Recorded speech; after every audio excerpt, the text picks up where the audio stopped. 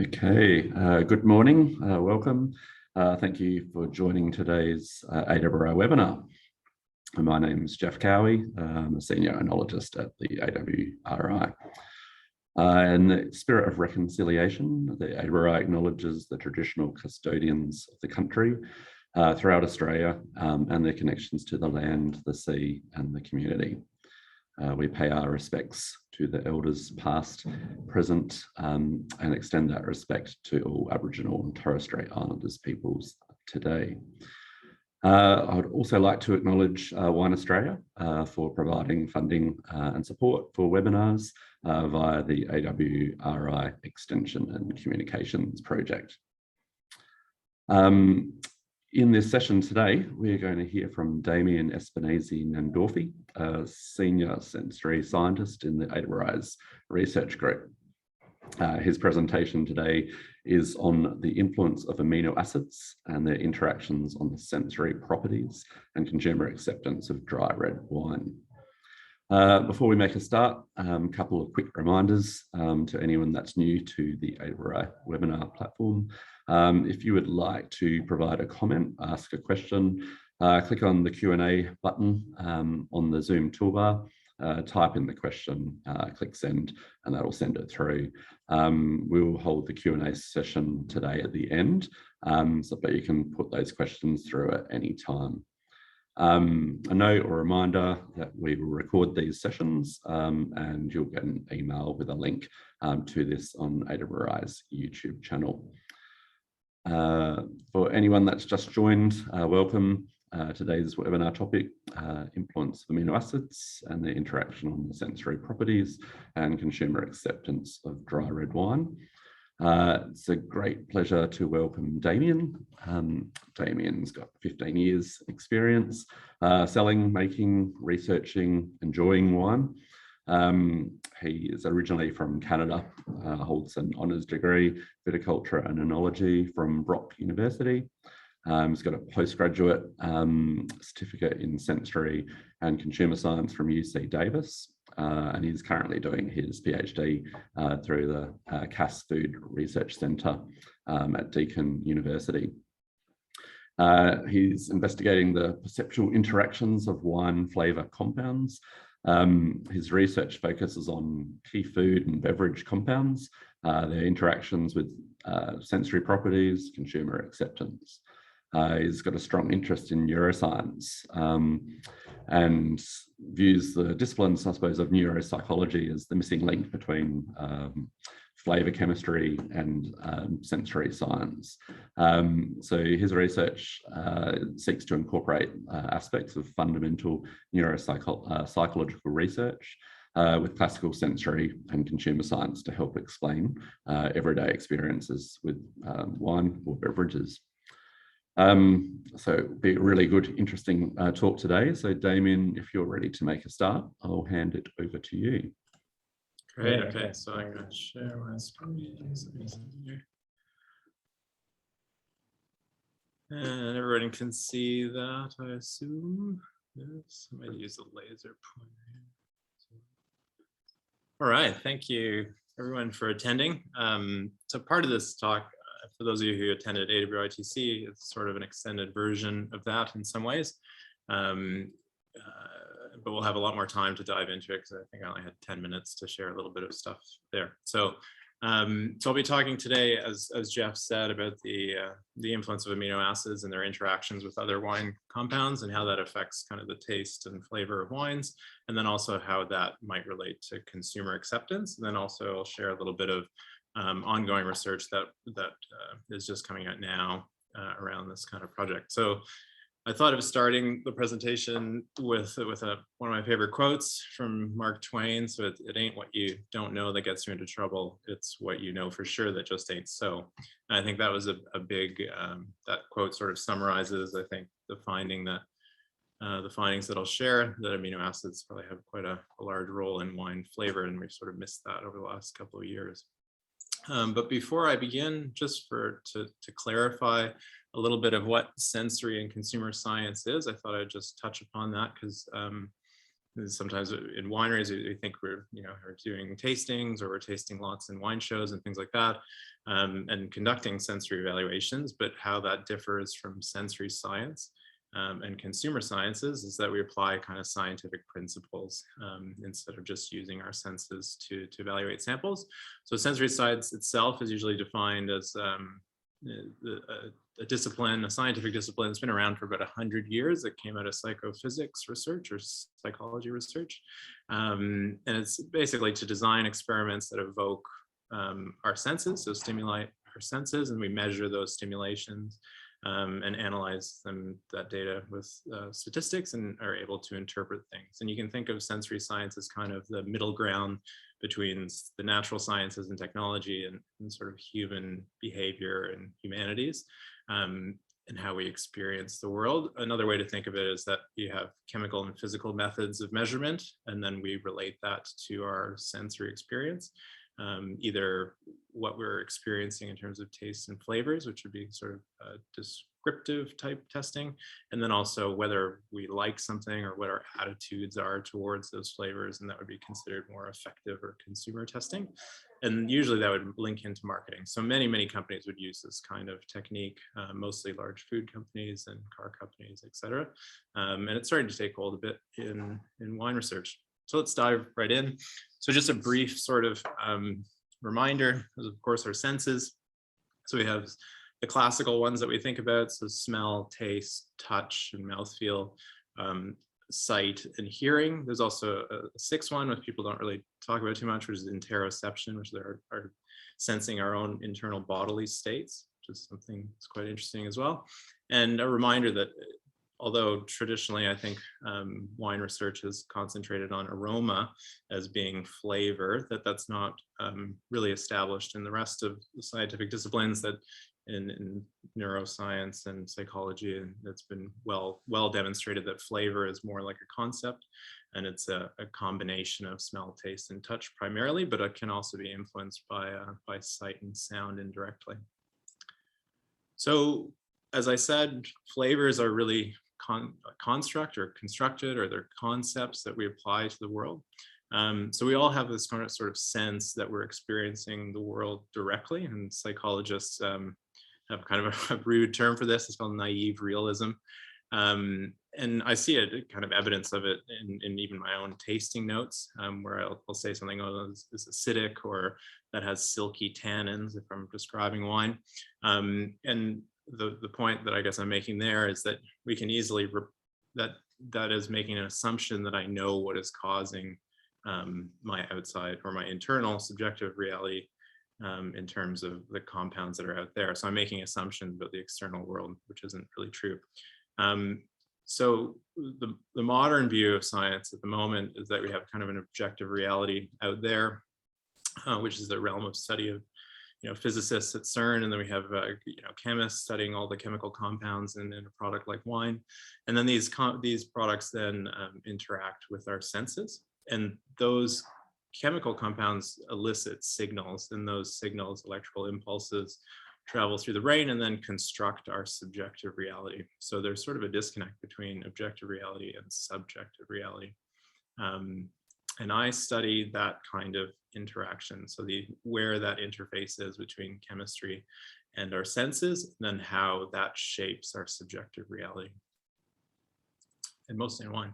So these interactions that I was talking about, which is most of my PhD work and now other projects as well, they can generally form on kind of three different levels. So we have chemical compounds that can interact with each other. So a good example of that would be, you add SO2 to a wine and it becomes a little bit less aromatic maybe, because the SO2 is binding up some of the aldehyde compounds and other things to make it less aromatic. So that's a form of chemical interactions that might influence the smell of a wine. The compounds in our biology, so that's when we have different compounds in wine which excite our biological receptors, and there's all kinds of complex interactions there. And then of course we have cognitive interactions, so things that are just inside the brain, which are generally shaped by our culture and the foods that we eat and our overall experience. So we can have competing attention for different types of stimuli. So those are kind of the three ways that generally people explain these interactions and research them. So one of the major questions that my research focuses on is really what makes a wine rich and flavorful. I mean, that seems like a simple question, but it's very hard. And we're still asking that question after, centuries of studying wine. But I always kind of come back to Émile Peynaud, sort of nice quote in one of his books, that the majority of wine's qualities are not the result of a unique constituent present at a particular level, but instead the harmony of all of its constituents. So that's really talking about harmony and balance in wine. And the analogy I like to use when I sort of talk about this with people is sort of the paints on the color wheel. So you can imagine smell, taste, and touch as sort of primary colors. And then their different signal levels and their sub-signals within that come together to give us all the vast array of flavors and just experiences that we have in wine. So it's a good thing to remember, is that everything has to be in balance. So these kind of cross-modal interactions that I study, we'll start off with an example, which is actually the example that led me down the path to exploring whether amino acids could actually influence the flavor of wine, because that wasn't really on the cards in terms of research at the time. So we conducted a study in this. So this is a PCA plot, just looking at the sensory attributes of some model wines and a real Shiraz wine, which we were making. And in this experiment, we were trying to isolate the different signals. So we had a volatile fraction, which was all the aroma compounds from the Shiraz wine, which was exciting smell. We had tannin compounds and anthocyanins that were eliciting touch sensations, so like astringency and mouthfeel. And then we had amino acids that we added at quite a low concentration to mimic this Shiraz wine that we had. And what we found was quite surprising. And it was that as you add aroma compounds, you can influence taste and texture. So increasing the amount of aroma compounds could increase the intensity that the panelists, we use a trained panel in this instance, and they had increased ratings of body, viscosity, and sweetness, even though we didn't change any of those things. We changed just the aroma compounds, which don't necessarily excite those receptors directly. So this is a nice example of cognitive enhancement. And a lot of people ask me, well, isn't this sort of just like a trick, or can't I train this out? And you can sort of train this out, but I would say it's probably stronger than we think, these kind of interactions. I like to use the analogy of the Mueller-Lyer sort of illusion. So it's a very similar thing. So when you look at these two lines that are in the right-hand corner there, it seems that the lower line is longer than the upper line, but in reality, they're not. They're the exact same. And so it's almost impossible to try to bring yourself to see that those lines are completely identical unless you look at the lower figure. And so these kind of interactions are these kind of sort of, I hesitate to use the word illusion, but they are in some way some illusion that appear in our experience in one way, but they exist in a different way out in reality. So it's important to recognize that flavor itself is sort of like that. That's sort of an emergent illusion that we created. You don't have flavor occurring without somebody experiencing it. So during that experiment, using some sort of fancy statistics to look for interactions between these compounds, we did find sort of an interesting one that led me down the path of exploring amino acids. So I'll walk through. Interactions can be sort of hard to explain, so we'll do this slowly. So on this side, we have the samples which had no aroma compounds in them. And on this side, we have samples which had aroma. And then when we added amino acids, we found that we could increase the bitterness of the samples, the ratings of the samples when there was no aroma compounds present. But when we added aroma compounds, it flipped and the bitterness became lower. So this is sort of a classical interaction plot. And so what that suggests is that the panelists, when they didn't have the context of the aroma, they experienced the bitterness, which was imparted by some bitter amino acids that I added. But that solution also contains sweet and umami tasting amino acids as well. And so when you combined it with aroma, with nice sort of fruity aroma, it was a fruity Shiraz that we extracted the aroma compounds from, then the panel actually, it seems like there was an exerted force of the sweetness suppressing bitterness when they tasted them together. So that's sort of the reason why we started to say, oh, well, maybe amino acids have some direct influence. But it's important to note that in this study, the amino acids were very, very low. So they're quite low, and we didn't really realize how high they could get. So that got me thinking, so amino acids in wine, as you know, I was always trained to think of them more as yeast food, but it turns out that yeast don't consume proline, and so we don't really think about it because we don't measure it in Yan, or we exclude it from Yan measurements. But one study in white wine showed sort of an association between proline and white wine body. That was done at UC Davis. And it's important to recognize too that the taste of amino acids aren't just savory. We kind of commonly think of protein and aminos as savory, but in fact that there are sweet, sour, and bitter amino acids too out there. So what is the concentration of amino acids in wine? So if we look at the literature, which actually there's not that much literature on amino acids in wine, in finished wines, we see that glutamic acid, or glutamate in its deprotonated form, ranges from about nothing to 150 milligrams per liter or maybe above. And then we have proline, which tastes sweet, coming in around 500 milligrams all the way up to 4,000 in the literature. In terms of thresholds, so a threshold is sort of an average value that a group of people will be able to distinguish a difference between some samples. So it's not an absolute value, it is really just an average. So some people will be below and many people will be above. Are reported in water for about 17 milligrams per liter for glutamic, and about 2 grams per liter for sugar. So it's about equivalent to table sugar in terms of its sweetness. And actually this week here at the Institute, we're conducting threshold testing in model wine to have a more wine specific threshold, but it's just a guide. When we started actually measuring a couple of wines to take just locally, just to have a see, we actually found that the literature was really vastly underreporting some acute instances of very high levels, so well above 5 grams per liter. So you can kind of imagine what 5 grams of something that's as sweet as table sugar would do to your wine. And you can actually start to order varieties by their average proline concentration, which is quite interesting, that Pinot Noir and Riesling and lighter bodied varieties generally have low concentrations, and things like Cabernet, Shiraz, and things have higher concentrations than Chardonnay. So that got me really thinking, this is really interesting, let's go down this road. So I started to look for any evidence of an association of amino acids with wine sensory properties in data sets that I had access to, that I worked on. And I found one data set where there was this really strong linear relationship that as proline concentration increased, we could actually see that viscosity was increasing. And in another data set, these are actually commercial wines from Barossa Valley, or from the Barossa, sorry, and they were all producing the same vintage, but they were all different single vineyard sites and treated relatively similar. And again, we could see that somewhat of a relationship going up. These samples on the far left here were research samples, so they were very similar, so you see a stronger relationship.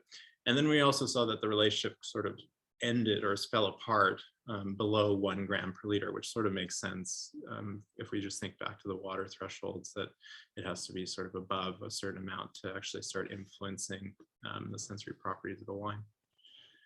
But of course, we're good scientists here, and we do not just assume that correlation implies some kind of causation. So we've set out to demonstrate whether or not amino acids could influence wine flavor directly, which is something that I think a lot of people should do more, instead of just having correlation studies all the time, that we should really follow them up.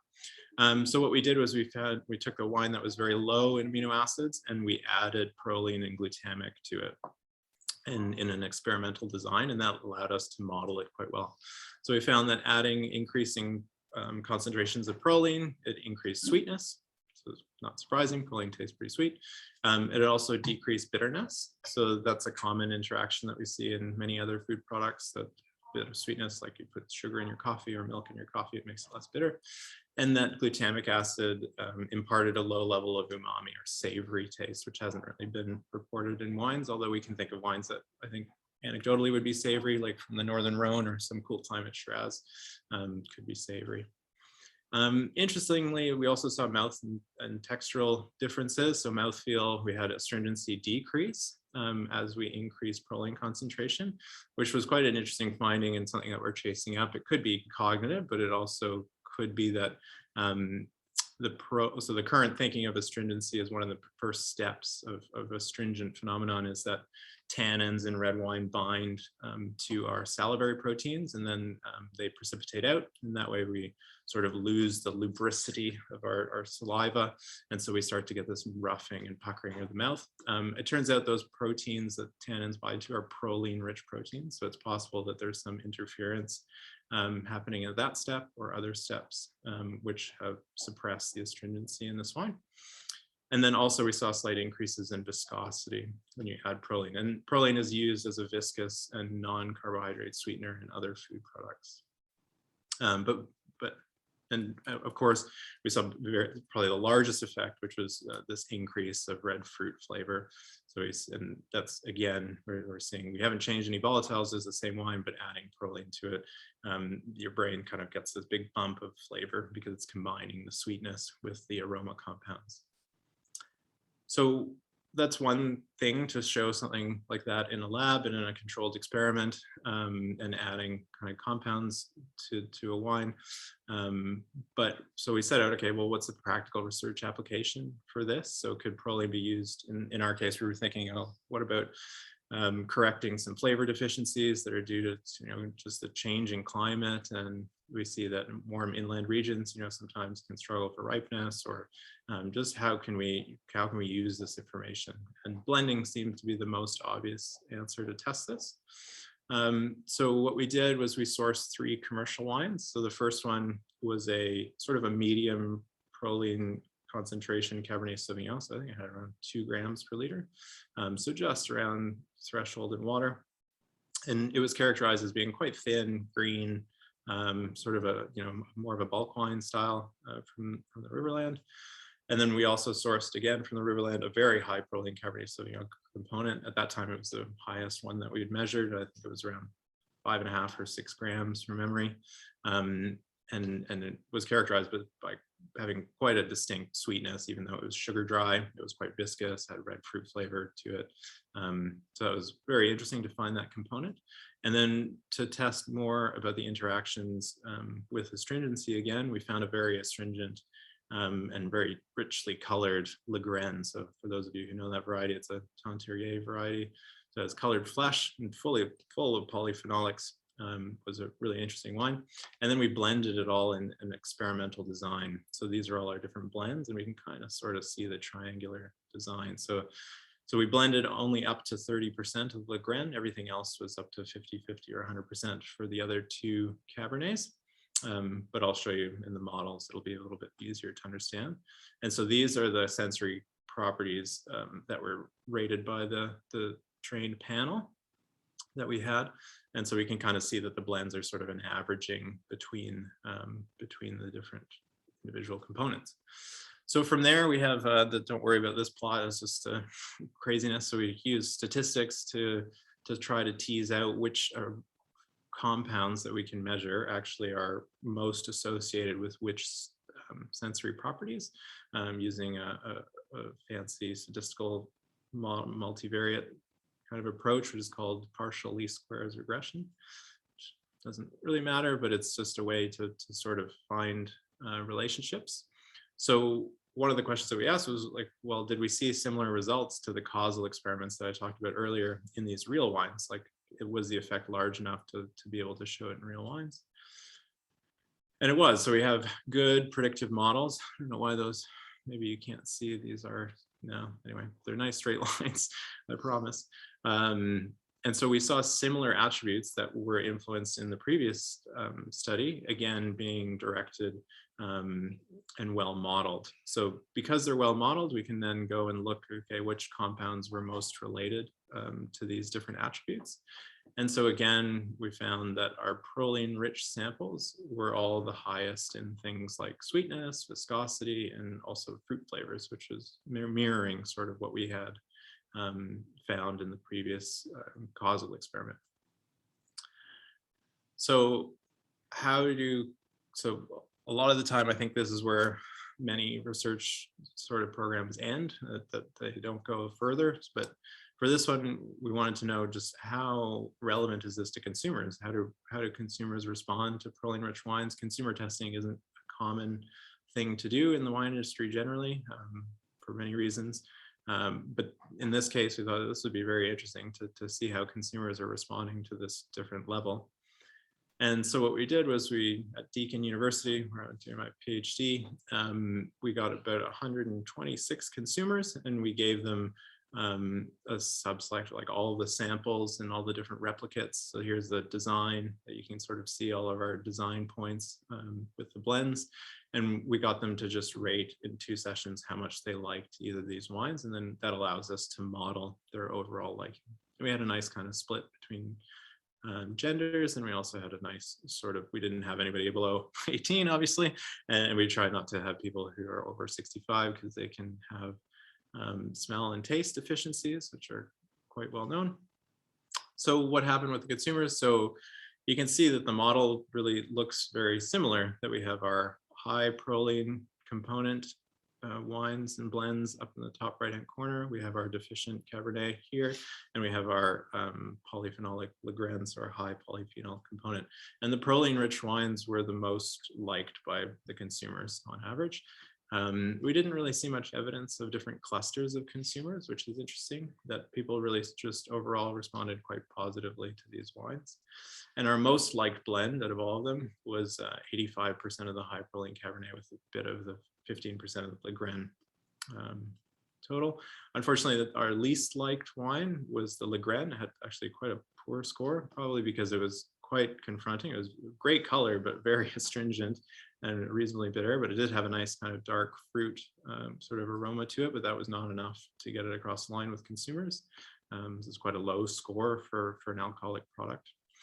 But doing an experimental designed approach like this allowed us also to find another optimal blend. So we found a blend that was almost equally liked to these other samples, and it would be much less expensive to produce than some of these other ones, because it was a sort of a deficient bulk wine.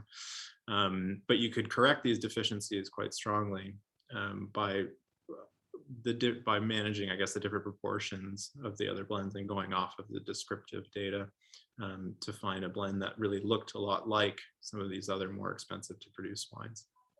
And so it's quite an interesting approach to blending, rather than ad hoc blending or just getting one person's idea of what the optimal blend is to make them all and then rate them accordingly. So now that we have the 3 different data sets, we have chemical composition, sensory properties, and the consumer acceptance, we can start to try to draw statistical inference between those 3 data sets. And so what we found was proline was really highly related to things like viscosity and sweetness that were perceived by the trained panel, and that those again correlate quite nicely with overall liking by the consumers. And so this chart here, the little bars that go up and down, they sort of represent attributes that either were liked or disliked by consumers, or that were most related, I guess, to the liking or disliking of certain samples. So we can see, sorry, the words are quite small here, but I'll read them out. So things like sweetness and viscosity, which are in this little corner here, and then were positive for consumer liking. So the higher those were in the descriptive panel, the more people liked those samples, as well as dark fruit and red fruit characteristics. And then things like overt astringency and bitterness were obviously detracting from consumer acceptance. So people didn't like wines that were overly astringent and bitter, which we saw with the Legrand. And then there's some aroma compound differences, or aromas that were different, and some other flavors and tastes. So the big thing was that people really liked sort of viscous and fruity wines versus overtly astringent wines. So it's not necessarily just a sweetener. So it seems to be influencing other things, although proline individually, if you just buy it and taste it, it tastes quite sweet. But it is also interacting with all the different wine compounds. But one of the questions which we were posed pretty early on was how sweet proline is. Like, is it comparable to just the residual sugar in wine? Does it behave the same way? And so we've started to do some work on that, and I'll share that. And actually, Desiree Likos has done a lot of this work with me. And one of the interesting methodologies that we can use in sensory science is to actually evaluate a product over time. So although we normally do descriptive analysis where we just get an overall number of intensity, we now are looking at how how the intensities of different characters or attributes are changing over time, because it's not like a singular experience, that we experience flavor over time. And one of the big things that we would say in terms of quality wine would be that, the length of sensation, the best wines in the world, they linger in the mouth, they last a long time, even after you expectorate or swallow. So here's some results. We tested both Shiraz and Cabernet. So we had one Shiraz and one Cabernet. And what we did was we added proline and fructose in concentrations that were roughly equi-sweet. So they both tasted about as sweet. And we did a preliminary kind of set of experiments to try to determine that. But I'll just present the time intensity data here. So the line here at 10 is after expectoration. So anything after this line is the aftertaste, and then the line, anything before that line is in the mouth ratings. And this was done with, again, the trained descriptive panel, and they did this replicated, and there's statistical evidence for the differences that I'll show here. So the control, so that's just our normal wine, in this case, is the red line. And so we find that it's relatively low in overall fruit flavor compared to the two other samples. So the pink line is proline. So with added proline to it, we had much higher intensity of fruit flavor, akin to that of fructose, of adding fructose. And then after expectoration, it seemed that the fructose was a bit stronger, but again, we see proline concentration increasing the overall fruit flavor of the finish of the wine. So it's not just in the mouth, but it definitely helps intensify the aftertaste of a wine in this case. Interestingly enough, it doesn't seem to be perceived, at least in this wine by the panel on average, in the same way as fructose. So, which I think is quite interesting, that we saw very little difference in terms of the perceived sweetness of the sample compared to the control, but the fructose was obviously sweet. So this is kind of a hard one to think about, because in the previous studies we saw that a trained panel could definitely rate sweetness, although this is a different wine.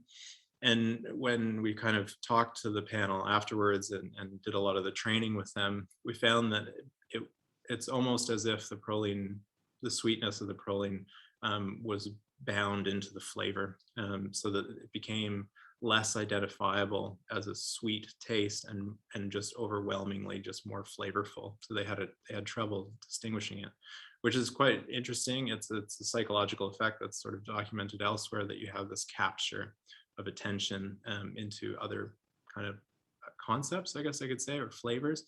A good example of that, if we want to make an analogy, would be how many people will say, though, that tastes like red fruit, but in fact taste is in the mouth, and what they're experiencing is the localization of smell to the mouth, because there's something in the mouth and they're experiencing the flavor in the mouth, but in fact that signal is actually coming from retronasal olfaction. So in a similar way, we might have some binding effect of the sweetness sort of disappearing into the flavor that's experienced by the panel. Again, we saw suppression of bitterness, so that's a good thing, as we saw with the consumers, that really they didn't want bitter wines. That's very, very aversive for many people. And so again, we see that the control sample in red was rated more bitter in the aftertaste than the proline sample, and the fructose was even more of a suppressant of bitterness in the Shiraz. But both had quite a strong effect. And then again, we see the same thing with astringency. So we saw not so much in the mouth too much, but after expectoration, that the astringency of the sample on average was decreased by having some proline concentration added to it. And it was sort of similar to the type of suppression that you'd get from fructose. So it's possible that sort of interfering with the astringent phenomenon, which the mechanism is still hotly debated in the scientific literature of what causes and what are the mechanisms of astringency. But it's possible that maybe the proline is somehow replenishing our saliva or blocking some of these interactions. So it's quite interesting in the Shiraz. The Cabernet, it was not as obvious. So that's another good point to bring up, that just because you can show an effect in one wine style, it's not necessarily going to be exactly the same in all. But overall, the trends are really similar, that we see that and overall fruit flavor was increased more dramatically in the aftertaste of the Cabernet, although the Cabernet wasn't a super overly fruity Cabernet in this instance, where the Shiraz was a very fruit forward style. So we didn't see the same level of enhancement. It was a bit more of a serious Cabernet from Margaret River. But we still saw in the aftertaste that you could increase the intensity and the length of the flavor with addition of proline or fructose, and they were sort of comparable. Again, sweetness was increased somewhat, a pretty small effect, but definitely in the mouth, it seemed more obvious, and then continued maybe in the first part of the finish of the wine over time. And then again, we see some decrease in astringent phenomenon by adding proline or fructose. So we saw similar results. They weren't perfectly exactly the same as what happened in the Shiraz, but very close. And so there, to me, that sort of suggests that there's some other interactions that we haven't really uncovered yet, and that might be pH effects, or it might be the types of tannins that are different between Cabernet and Shiraz, or some other compounds that are in there. But generally, the higher proline samples were repeatedly, we keep showing them, and they seem more flavorful, less astringent, less bitter, and some, depending on the concentration, it can become sweet at very high concentrations. So what does this mean for wine research and production? I just want to be mindful of enough time to answer questions. So definitely, I think the influence of amino acids on red wine taste and mouthfeel and flavor have been really greatly overlooked. And partially, I think that was due to just being a bit thinking that amino acids were really just yeast food, and not looking at other products and thinking that actually they all have taste and they're not just savory, that there's sweet and bitter ones out there as well, and they might act in concert. That's another interesting direction where we could talk about whether bitter amino acids at very high concentrations might elicit bitterness when combined with bitter phenols. So we'd like to do some more of that work. But also that the flavor experiences such as fruit sweetness and smoothness, richness and savouriness, as well as length of fruit flavor or length of a wine, are probably explained, at least in part, if not quite largely, particularly by proline concentration, since that's a very common experience. I mean, when I was tasting wines at wineries or wine shows, you point up the ones that have kind of more intensity and more flavor, and they all seem sugar dry, but some of them just have this sort of lingering fruit sweetness. And I think that's probably what this really explains. This research explains that sort of phenomenon, that you have dry red wines that seem sweet, which is sort of like that illusion effect, right? That it exists in one way, but you perceive it in another. So there's some evidence that consumers respond quite positively to proline-rich wines. I don't think it's a big surprise that consumers on average tend to enjoy fruity flavors and sort of viscous wines. And of course, sugar has been used in the past to do that. Although I guess I would point out that this, in terms of sweetness, would represent something that doesn't have as much of a spoilage risk in the winery, as keeping wines with some large proportion of residual sugar can be kind of dangerous in the winery, whereas proline concentrations, not much is going to eat that. Although, speaking to Paul Hanschke and other yeast researchers here, you do see that proline can be consumed by Brettanomyces. So Brett may be able to eat the proline out of wines, and I've always had that hunch, and I'll speculate here, maybe somebody can do the research, but the hollowness that you have in a Brett affected wines, or how people say it eats the heart out of the wine, or somehow they seem harder after they have a bit of a Brett problem, that might be that those organisms might be eating some of the amino acids, because they are capable of eating proline in an oxygen rich environment. So cognitive effects are indistinguishable from our regular experience. And that's going to be sort of a hard pill to swallow, but I have all kinds of fun experiments, if you want, that show that. And there's many, many people around the world who've shown this repeatedly for many decades, that we really don't experience the world directly, and that it is really constructed mostly by our mind. In terms of the next steps, so there's now kind of a whole research project that's been started around this work that I'm leading with Karen Binden and Richard Gall here at AWRI. And so we would like to understand more, I guess, of these interactions, but also how to control proline. So that is one thing. It isn't grape-derived amino acid, and it tends to stay in the wine. So whatever you get in the grape kind of translates into the wine because yeast aren't consuming it. So definitely would want to know how to control this in the vineyard, because not everyone has the option to blend in, to go out and find a high proline concentration wine and blend it in. If you have single vineyard and you want to improve their flavor intensity, that could be a nice way of doing it. There's already quite a bit of stuff out there from viticultural literature that shows some correlations between drought stress and higher proline levels. And so we want to kind of explore those things, and that's the next kind of steps. And I would say rapid measurement, because at this point, how are you going to know what your concentrations are? But luckily, actually, some research people here, so Flynn Watson and Don in Metabolomics Australia, have devised a very cheap and quick analysis method using NMR to quantify prolines in both dry red and white wines, and that's offered through Affinity Labs at the moment. We are also I'll be conducting a very, very large survey of about 1,000 Australian wines, so you can actually get in touch with me if you want to submit some samples for proline analysis. I'd like to have a kind of publication which shows this snapshot of which regions have higher or low levels, which varieties that we grow here have higher or low levels, just so we can understand that better. And that might give us some clues about viticultural and climatic conditions that influence its concentration. And that's pretty much it. I think probably was enough from that. I was a bit long. So I'd just like to also acknowledge that this work was supported by Wine Australia and the Grape Growers Winemakers of Australia through their investment body, and matching funds from the government, as well as that AWRI is a member of the Wine Innovation Cluster here in Adelaide. And a big thank you to the sensory assessors who, both consumers and the trained panel who taste, many, many hundreds and hundreds of samples all the time.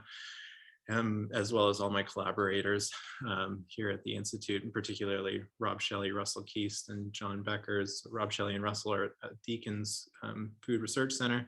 John Beckers is the head of the Eccles Institute for Neuroscience, who's one of my supervisors. And of course, Lee Francis, who's been the lead sensory scientist and flavor chemist here for almost 30 years or more now. And just to remind everyone to really keep an open mind, but not so open that your brain falls out. That it really took a lot to try to get rid of some of the biases I had and open my mind to these different kinds of illusions or flavor as more of a construct than just aroma compounds. All right, thank you. I guess I'll stop sharing. Thanks, Damien. Really interesting presentation. I like how you shared and flowed, I suppose, from the start of the project to going through to some of the findings. That's really interesting.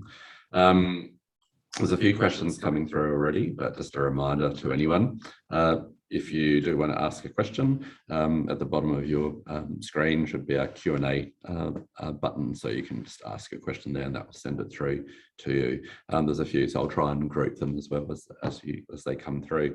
So while people do that, I'll just start off with a couple. So Steve Warden's asked a question regarding, I suppose, the properties of the amino acid ethyl esters and other amino acid adjuncts, I suppose. Have you considered any of the properties of those? No. Amino acid ethyl esters. So I guess maybe this is pointing to amino acids traditionally are thought to be the precursors from a lot of aroma compounds that are found in there. I guess that's maybe where he's going with that.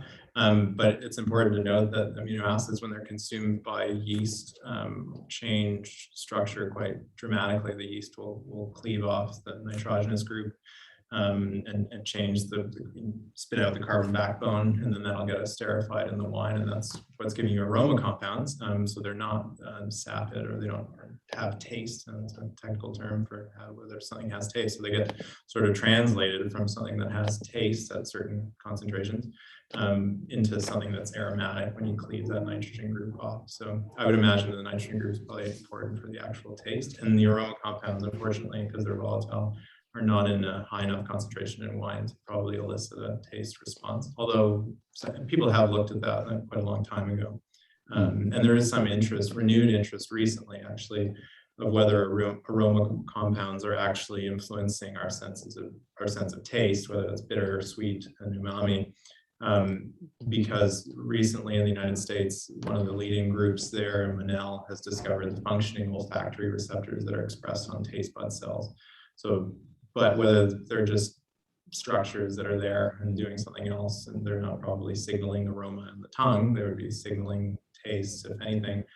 And they've demonstrated their functionality on human taste cells, but probably not signaling much compared to just the massive concentration of something like proline, which is in grams per liter, where we're talking in micrograms per liter for aroma compounds. I've got another question just asking about other amino acids and sensory perceptions and so forth. Arginine, some grape varieties have higher levels than proline. Yeah, so I guess the one thing to consider is the grape varieties would have, strong differences with some. There's not actually a lot of information out there, but the reviews that I saw, I mean, there are lots of different amino acid profiles for grapes. But the important thing here to remember is that yeast consume all of them except for proline. And so they're in the finished wines, generally we only find high concentrations of proline, and in some rare instances we find glutamic acid or glutamate being high. It'll be interesting in the survey, we might find wines that have huge levels of arginine, and maybe there's some yeast that doesn't consume it or something. But I would imagine that the major contributor in wine is going to be proline, because we're talking again grams per liter, whereas everything else is getting consumed really by the yeast during fermentation. So there's a couple other questions. I suppose one of the main ones, can amino acids proline be added to wine? Yeah, we got that question a lot at the wine tech. Where do I get some? So it's not a legal additive. So I guess that's the major thing to think about. That at this point you can't just go and add it. Maybe an extract would be interesting to think about. And we're sort of thinking about how that might be commercialized, or you could imagine that with the large amount of grapes and wine available on the market now, that maybe that is something that's viable for some producers if they could really upregulate it and concentrate it down to some kind of additive. But at this point, it is more demonstrating this more to point to the cause of maybe why you have some wines which are rich and display fruit sweetness and things which were not explained before. Another question just regarding, you said it was stable going from grapes to finished wine because it's not affected by, or yeast don't utilize it. But what about wine aging in bottle? Does it stay, if you've got 2 grams per liter at finished, does that sort of stay around the whole time? Yeah, so we actually, the blending study that we did, we let those wines age over time and then reanalyzed, and the differences are negligible. They would be accountable for, they would be similar to just analytical, the error of analytical measurements. And there might be some degradation, particularly if you're maybe in barrel, as I said, there could be other organisms which could maybe eat some.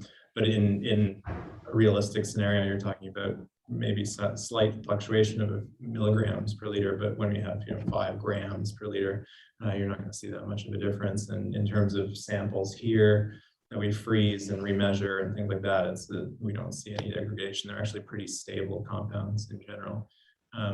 Which makes sense, right? They make your muscles when they're chained together, and they have to be they're floating around in cells and being used for things. So these these structures as amino acids themselves should be relatively stable or cyclical, in general. Yeah, so I suppose the same sort of line, talking about flavour, additional flavour release in mouth. So Mango Park has done some work, obviously, extra flavour release by whether it be enzymes in your mouth, etc.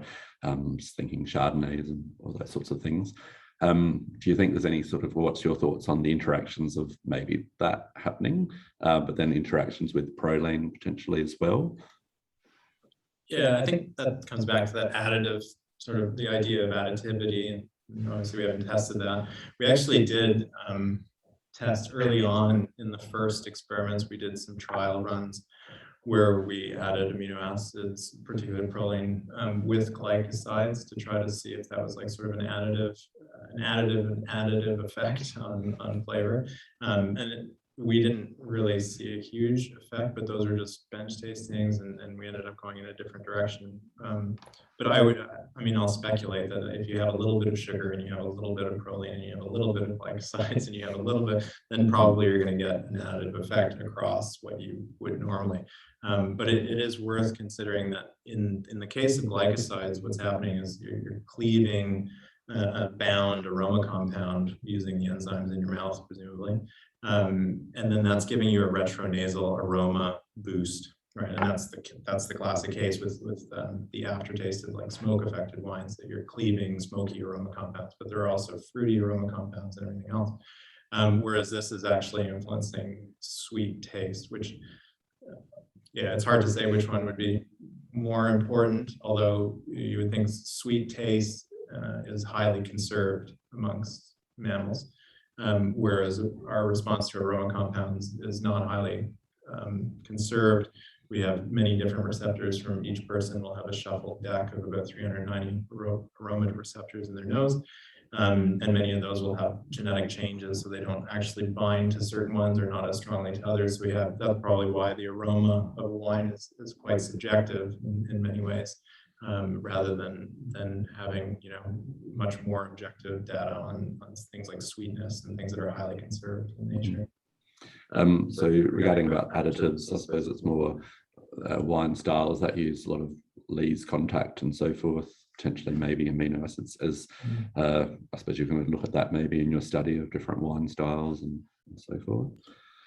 Yeah, again, I'm sure that there are minor effects in that thing, that I imagine, adding things like bio-lees or any of these yeast autocytes or whatever, the broken down lees, probably are adding to some extent some sort of not only amino acids but some proteins, and some proteins can be very, very taste active at very low concentrations. But again, I think this is a couple of order of magnitude different, smaller than some of the effects that we're seeing, versus adding 5 tablespoons of sugar into a wine versus adding a couple of milligrams per 10 liters or 100 liters or whatever of yeast extract. Probably more of an effect in terms of the proline effect. But again, that's sort of subtle differences, and winemakers would be sensitive to those subtle differences, as well as consumers and everybody else.